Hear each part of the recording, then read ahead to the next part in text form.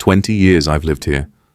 And I'm going to tell you the thing about Pattaya that Western media gets wrong, that woke journalists refuse to touch, and that the bar girls themselves have known since before you were born. There isn't one Pattaya. There are two completely different economies running in the same bars, and almost nobody outside this country can tell them apart. Here's the split. Nobody talks about it, and I think that's because most tourists are here for a week. They think they've cracked the code, and they leave before the code even starts to matter. Group 1 is playing the short game. High volume, fast cash, a rotation of Western clients. Money in, money out, same night. Some of it goes home to Isaan, the northeast, one of the poorest regions in Thailand. Average household income in parts of Isaan sits around 12,000 baht a month. That's under $400. So when a woman makes that in a single night here, you don't need a conspiracy theory to explain why she moved. You need a calculator, but the short game has a clock built into it, and the industry treats 30 like retirement age. Start at 21, you've got maybe 8 or 9 good years before the math turns against you. Younger women keep arriving. The competition doesn't slow down, it accelerates, and the health bill is real. It's just invisible until it isn't. Drinking isn't optional in this line of work, it's the job. Bars make their money on drinks, and keeping a customer buying is part of the role. Do that 5-6 nights a week for a decade and liver disease stops being a scare story. By the mid-30s, a lot of women in the short game are running out of options and money at the same time. And there's a specific reason the money disappears, I'll get to that. Group 2 is playing a completely different game, not volume. One man or a small handful, patient, deliberate, long-term, they're building something that functions exactly like a relationship, because for what they need, that's exactly what it is. And when it works, I've watched this happen, this isn't theory, the result is real. Women in their late 30s who own the house outright. Thai law won't let a foreigner own land, so the property sits in her name no matter what. Car paid off, kids in international school, 200,000 to 400,000 baht a year in fees. Financial independence with zero connection to bar work anymore. So here's your uncomfortable question for the day. The women tourists love to call gold diggers the ones angling for monthly support. Playing the long, emotional game, those are frequently the sharpest economic operators in the entire ecosystem. Who's actually running the strategy here? Now let me introduce you to someone who shows up in almost every story about this city and never gets named. 7:30 p.m., Walking Street. Before the tourist crowd thickens, motorbikes pull up on the side streets. A girl climbs off the back, quick goodbye. Sometimes a kiss, sometimes nothing, and the guy rides off. That man almost certainly doesn't have a job. He doesn't need one. His girlfriend does, and she's walking into her shift right now. Now, third group. This might actually be the biggest one, and it's the one nobody explains. Women who work the bars every night, talk to customers, keep the drinks flowing, and never go home with a client. Not once. That single fact changes how you have to understand this entire industry. Thai bar culture runs on a system most tourists never learn, and most journalists never bother to research. A large chunk of these women are there to sell drinks that's the actual job.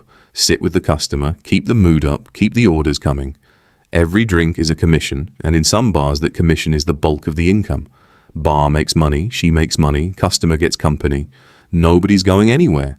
Some never take a client, not because they can't, because they choose not to. Others go occasionally when the money's right, when they trust the guy, when they need something extra that month. But the baseline job is drink sales. That is not sex work, and treating it as identical is a factual error that Western coverage makes constantly. That error doesn't just misdescribe the industry, it erases the actual choices real women are making, and it wrecks the trafficking conversation, which we need to talk about properly. Most Thai women in Pattaya's bar scene moved here by choice, plenty of them from Isaan, knowing exactly what work was on offer. That region has been economically cut off from Thailand's coastal growth for decades, average household income around 16,000 baht a month, well under the national average. You don't need a trafficking narrative to explain the migration. Poverty explains it fine on its own. That doesn't mean everything's rosy. Poverty limiting your options is its own quiet form of coercion, and conditions in this industry can genuinely be rough. Exploitation happens. But exploitation is not trafficking, and blurring the two does real damage. Actual trafficking in Thailand is real. But look at where it concentrates, and it isn't primarily in the tourist-facing bars on Walking Street.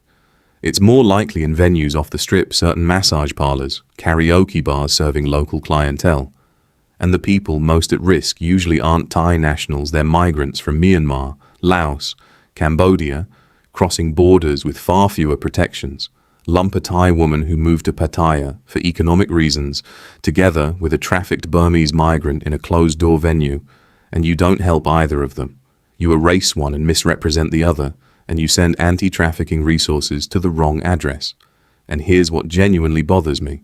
While Western outlets fixate on Pattaya, trafficking at industrial scale is happening elsewhere and getting a fraction of the coverage. The U.S. State Department's own Trafficking in Persons report consistently flags Mexico-U.S. border trafficking and Eastern European trafficking into Western Europe as among the largest and most severe on earth. Debt bondage, violence, coercion at a scale of hundreds of thousands of people. Those stories don't dominate headlines the way Pattaya does, and I've thought about why. Pattaya is visually loud neon, bars, transactions you can film in 10 seconds, and the Western man as villain framing is comfortable for Western audiences. There's also something uglier underneath it.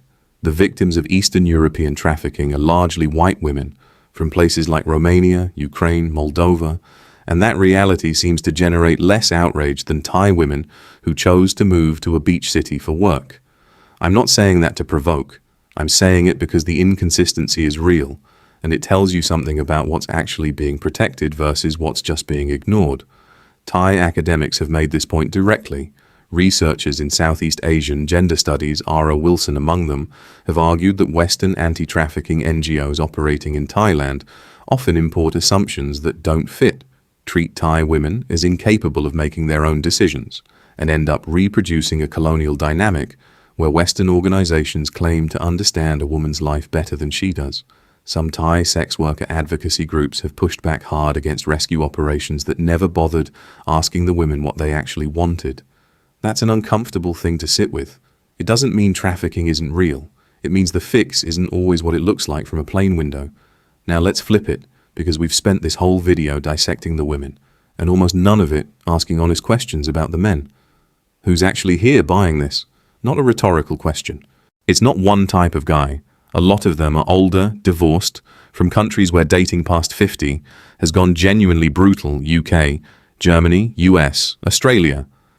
A 55-year-old divorced man with an average income and average looks is close to invisible in those dating markets, and sociologists have written about that reality at length.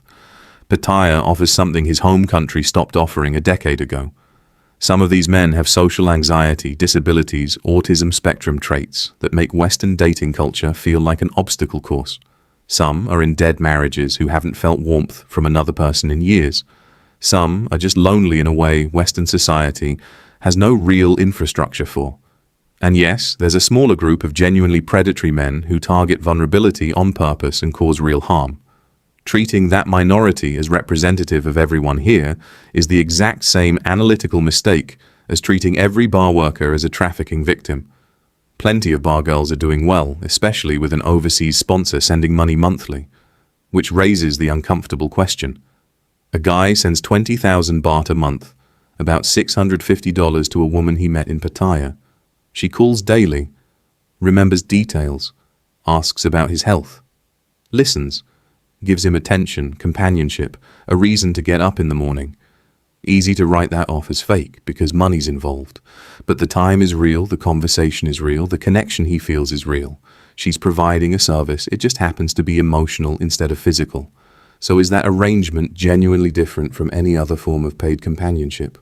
Or does it only look different because we've decided to call it romance instead of a transaction?